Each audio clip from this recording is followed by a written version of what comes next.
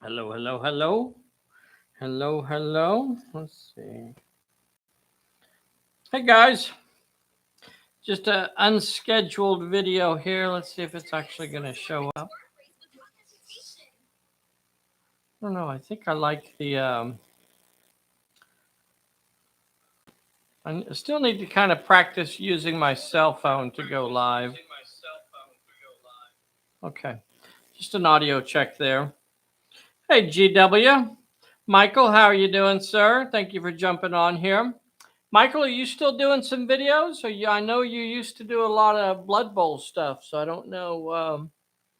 I'm sorry I don't keep up with everything as well as I should. But so for this video, just going to kind of talk about some of the terrain that we have laying out here, some of the models, some of the figures, and some of the terrain.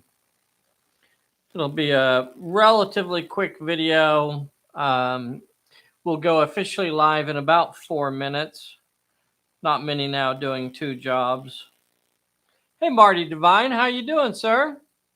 Marty's been talking about maybe doing another painting bee for us.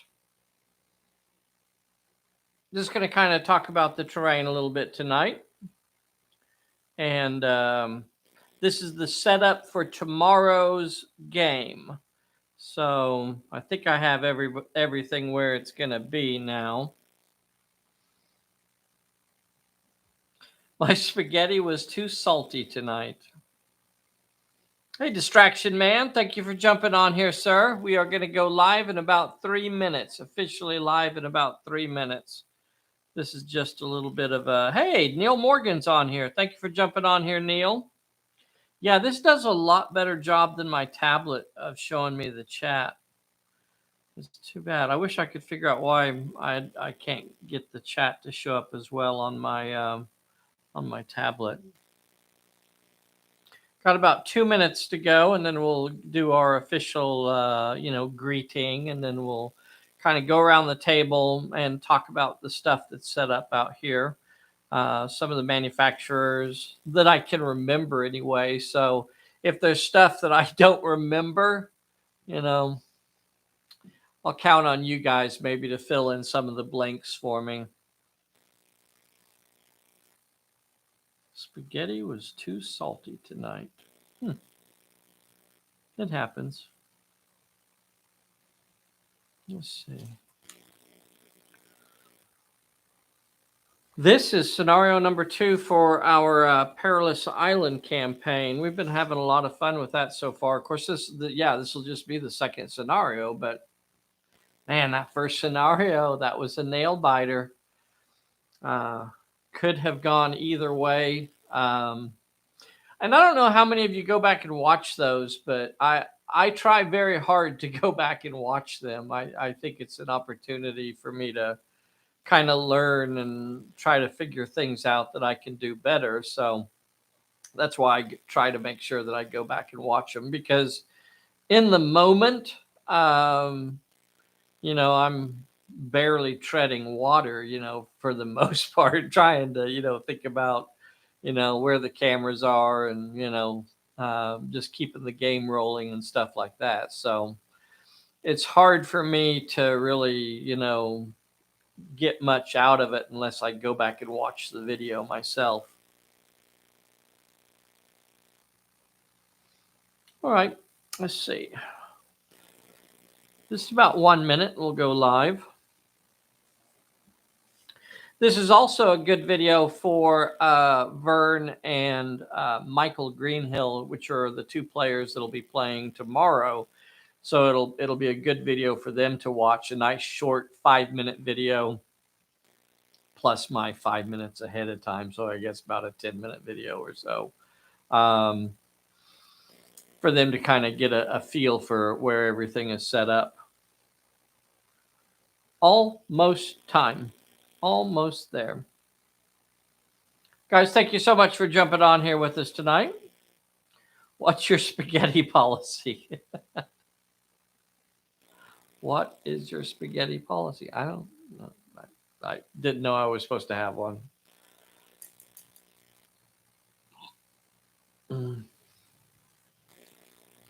Definitely do not throw it on my wall. That is a policy. That will get you tossed out.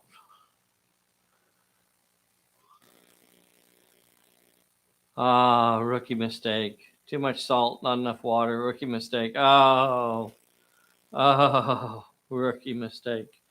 Okay, we're going to call that 8 o'clock. So we're going to go ahead and do our official start. Hey, everybody, this is Dave here at Pulp Alley. And tonight we are going to take a look at the terrain that we have set up for tomorrow's game. We are playing a live game tomorrow morning, 10 a.m. Central Time. Pulp Alley, lots of fun. Be sure and join us live if you can. If you can't join us live, be sure and watch the game a little bit later on. But right now, because sometimes, when we're going through and playing, a lot of times people ask about terrain, this, that, and another thing, and so not all the time do we catch it. So I thought I'd take the opportunity to do a really short 5 minute or so video and just kind of talk about the terrain and where it comes from. So Eric Taylor is on here. Hey, E.S. Taylor is on here. Thank you so much for jumping on here. Thark Warrior is on here. Welcome, Thark Warrior. So let's start with these buildings over here. The two big buildings that you see over here are by things from the basement. You're looking for these buildings. You want to look in foreground, but they were designed by the fella over there at Things from the Basement. So great buildings. I really enjoy these. And one of the things that I love about these buildings is how frequently I use them and how many different places I will place them. So these are the sort of buildings that I will use over and over again in many countries around the world and say, hey, that's good enough. I'll use it like that. Here, let me see if I can get you a little bit of a close-up picture here. So check that out. I don't want to move the camera around too much because doesn't focus all that well when I'm moving it, but check that out. Multiple stories here. There's a back door on this side, has lots of doors, lots of windows, great buildings. So really enjoy those. Now these stalls here, and these came pre-painted. I really like these 1, 2, 3 stalls here. These are by Miniature Building Authority, and we have a few of their products sitting out here on the table. So really nice, fairly reasonable prices. They are resin. They are not MDF. These are made out of resin. These hedges out here are by JTT. Do a lot of stuff for like 148 trains and things like that. This truck here, can you see the truck? I need to move my camera, don't I? There it is. This pickup is an Ace pickup, 1/48 scale. You look around for an Ace pickup, a Soviet pickup, but of course, these were designed, these were licensed from the Ford company. So they were actually look just like a Ford because they were. This pickup or this refueler over here, check that out. I just finished this up today. As a matter of fact, I'd say I'm not actually even finished with it yet. I'd like to put some decals on it, but it's good enough to put on the table and play with tomorrow. So I'm calling it good enough. This is by Unimodals out of Czechoslovakia. I think they're out of Czechoslovakia. Same thing with Ace. These are not particularly great models as far as putting them together. I'm going to take that back. I'm going to take that back a little bit. These are awful models. The Unimodels, the Ace models, I hate putting them together, but I love having them on the table. And I have a decent number of them, but they are always a little frustrating to put together. Not fun models to work on, but I love the scale and I love the way they look when I get them on the table. So I love to hate them. Let's see, what else can I talk about here? I don't know if anybody out there knows where these come from, but they're fairly common. But I can't remember now. These big brown crates here. There was about a dozen of them came in a box set, and I remember them being fairly reasonably priced at the time. But gosh, I can't remember now. Now most of the miniatures, and you can see I have a lot of figures out here. These are a combination of artisan designs miniatures. There's also a bunch of cobblestone figures out here for cobblestone castings. There's also a bunch of pulp figures out here by Bob Murch. And there's a handful of these Blue Moon miniatures out here as well. So lots of different stuff. There are some custom made pieces. Our cabbage cart here is a custom made piece here that frequently shows up on our tables. Back here we have a cart by Rubicon Models. It's not a cart, it's a wagon, this little wagon. Now the version, it does not actually come with any stowage. The stowage can be purchased separately, but it is just a wagon. You can do it with a 2-horse or a 1-horse. I went with 1 horse on mine. These two figures out here, these are again by Blue Moon. Blue Moon figures out here. These crates and these barrels over here and this little bucket over here, these are all castings from Hearst molds. So you buy the molds and then you buy some sort of plaster stuff, and then you can cast as many, to your heart's delight, and just keep making them over and over again. This little water pump here just came out of some little toy set for some Western town or something like that. The tent here, again, is by Miniature Building Authority, as is this cool little desk. I use this desk a lot, or not desk, but table and little map and coffee pot and coffee. Again, both of these came pre-painted, pre-assembled. You basically take them out of the box like this and they're ready to go. Really nice figures. I like these a lot. Let's see. Here, of course, are some Pulp Alley miniatures over here.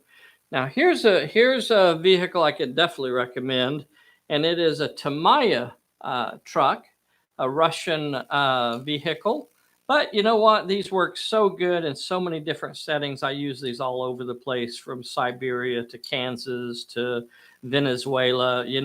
They're just so nondescript. I love using these little cargo trucks all over the place. There are a few things out here that I made myself and or by independent folks. This luggage was made by some independent maker that was offering them on Lead Adventures forum or Lead Adventure forum. Don't even remember what his name was. These gates are part of the fence set from Foreground for the park. Really cool little set. And the plane over here, that gets a lot of questions. So a lot of folks ask about the plane. And so I'll show you what the plane is here. Well, let's see if I can get it to focus or get rid of the glare. So there it is, 1/48 scale. Not a bad model. Kind of had to fuss with it a little bit to get it put together, but I'm not all that patient sometimes, and I just want to get it put together so I can get it on the table. So very cool model. I definitely love 1/48 scale. I prefer it when I can find it. So that's what that is. So did I cover everything? Did I cover enough? I think I did. Let me see if there were any questions from folks. Let's see. Hey, Robert, thank you for jumping on here. Mantic terrain crates. Quite possibly. Are you thinking those are the crates that are made by Mantic? I recognize the water pump. I'm fairly sure it just came out of one of those old, cowboy toy sets for kids, really. So you can find some cool stuff out of those. Let's see, what else do we have? Got my PDF. Very cool. Boys and girls, if you don't know, Bessie sent out the PDF for the characters book this evening. So if that was part of your rewards in the last Kickstarter that we did, you should make sure you go into your email and look and see if you have it in there. If you don't have it, you need to reach out to Bessie and find out why she didn't send it to you. You know, because that. So how do I get the Pulp Alley Standees? Robert, I don't know yet. There will be a small number of Standees. 8 will be the number. 8 Standees coming out with the basic box set. So, and you won't actually have to print them or anything. They will be on cardstock, so they're ready to go. You just kind of cut them apart, basically, and they're ready to play with. And then we do have Standees made for a wide variety of characters, but my attention right now is focused on getting everything finished for the Kickstarter. So that is outside the scope of the Kickstarter. So that means it's got to wait till I get everything done that has to get done first.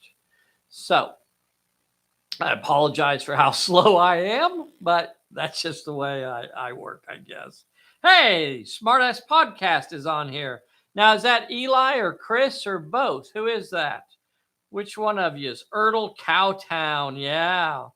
Yep, absolutely. Started Wild West gaming with those buildings. Yes. I wanna fix those up and use those. PDF looks good. Robert Hart. Any chance of a PDF for PNP? No idea what that means. This is Chris tonight. Hey, Chris, thank you for jumping on here, buddy. I appreciate it. Chris from Smartass Podcast. If you guys aren't aware of what Smartass Podcast does, they are nerd-centric jibber-jabber. A lot of fun to listen to. They cover a lot of interesting topics, so you ought to go over there and check them out. Hopefully, we get to watch the game tomorrow. Good. Print and play. Any chance of a PDF for print and play? Yes, of course there is. And I think if you keep pestering me, it'll eventually happen. But again, it will not happen until I get everything that I have to get done for the Kickstarter done first. So that's where all of my time and energy and work is currently focused. And once I get, I just got the PDF ready for Bessie to send out. Next will be we have to get the book printed. So that means I have to get it set up for the printer, which will take, another week or so.